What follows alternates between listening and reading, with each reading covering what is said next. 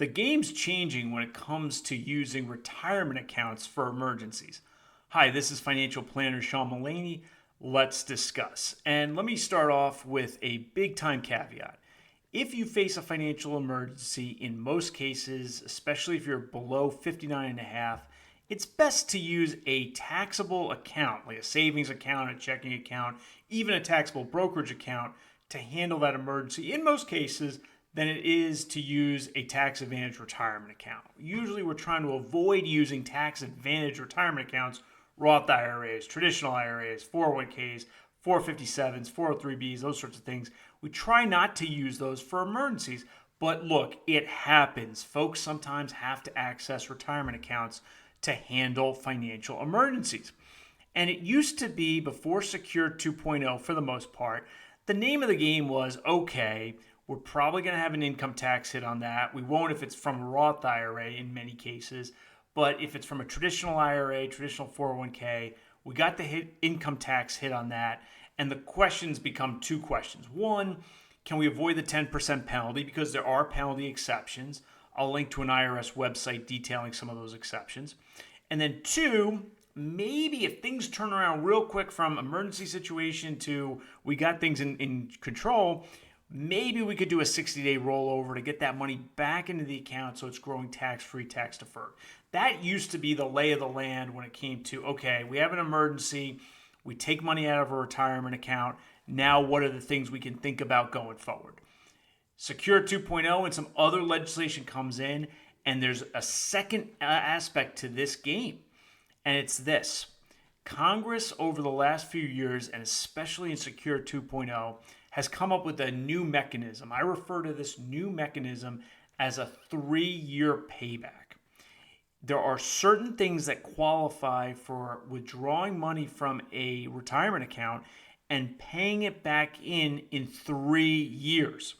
And the 3-year payback has two big advantages.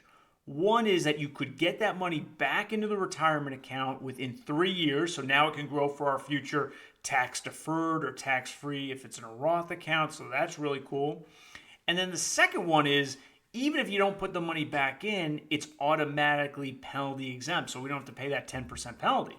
So if we can qualify for one of these relatively new 3-year payback provisions, we want to do that. Two things to note though. One, these are all narrow exceptions, meaning they generally speaking don't have wide applicability. But that said, even though they may not have wide applicability, if you find yourself taking money out of a retirement account in an emergency, you should go through this list, because if you can qualify, like I said, the benefits are pretty good. In 3 years, we can get the money back in there. And oh, by the way, we avoid the 10% penalty.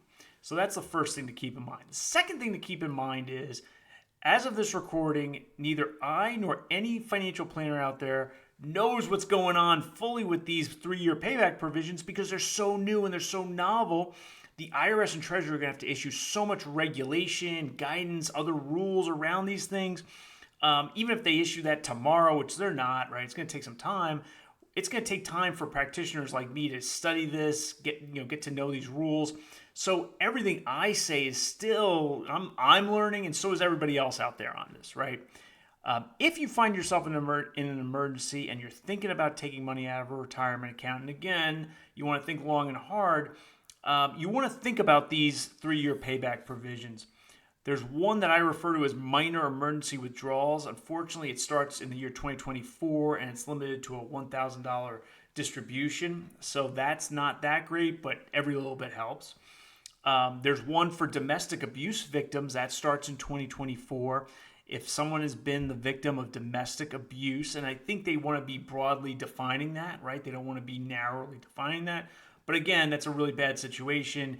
If that's happened in the previous year, you could qualify for a 3-year payback that way. There's a 3-year payback provision for those whose primary residences are in a federally declared disaster area. There's a 3-year payback provision for someone who has been medically declared terminally ill, meaning they're medically expected to pass in the next 7 years.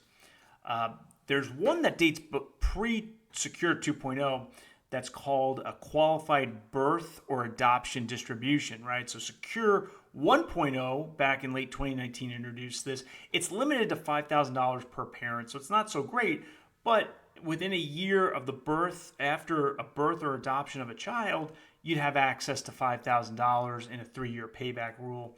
And then there were the old coronavirus related distributions. As I record this video, those can no longer be taken, but for those that were taken, they still potentially could be paid back into the retirement account. And so, I think what I'm going to do is I'm going to link to a blog post I just posted on this topic that goes into so much more detail. I think the thing that practitioners and taxpayers should be aware of is, look, one, you should not look to access retirement accounts in emergencies. But if you do, you ought to think long and hard about this list. And do I qualify? And has the IRS or Treasury Department said anything new about how I might qualify? Hope you enjoyed this video. If you did, please mash that like button and subscribe to my channel. I'll see you next time.